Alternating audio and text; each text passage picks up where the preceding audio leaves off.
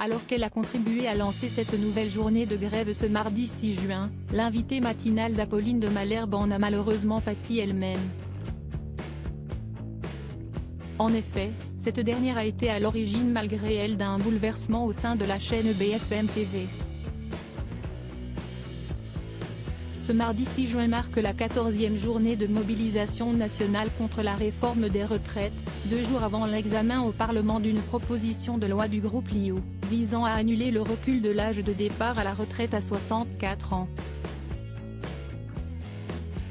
Un nouveau mouvement de grève qui promet d'être bien suivi, notamment à Paris où sont attendus 40 000 à 70 000 manifestants dans l'après-midi.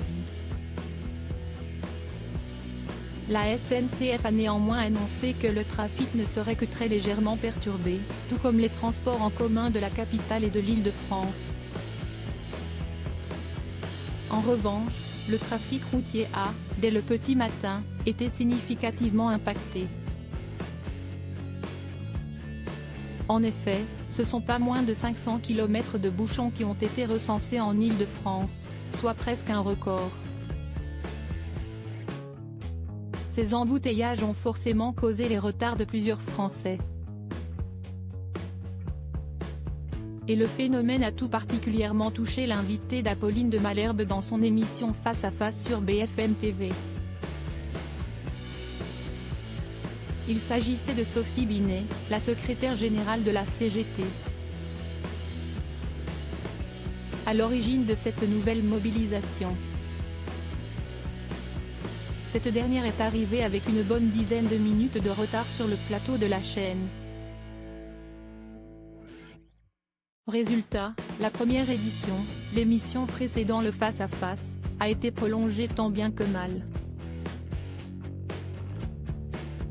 Bon courage si vous prenez la voiture ce matin, il y a de gros bouchons. Des bouchons dans lesquels Sophie Binet était coincée il y a encore quelques instants, a souligné la présentatrice Adeline François au moment de rendre enfin l'antenne. Une fois enfin arrivée, Sophie Binet a pu commencer à répondre aux questions d'Apolline de Malherbe.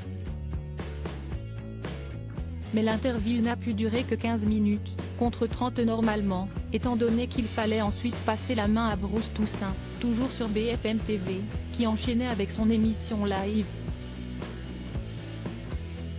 Il a donc été décidé in extremis que c'est lui qui continuerait d'interroger Sophie Binet autour de cette nouvelle grève nationale. Elle accepte une sorte de deuxième mi-temps, a-t-il ironisé face à cet imprévu.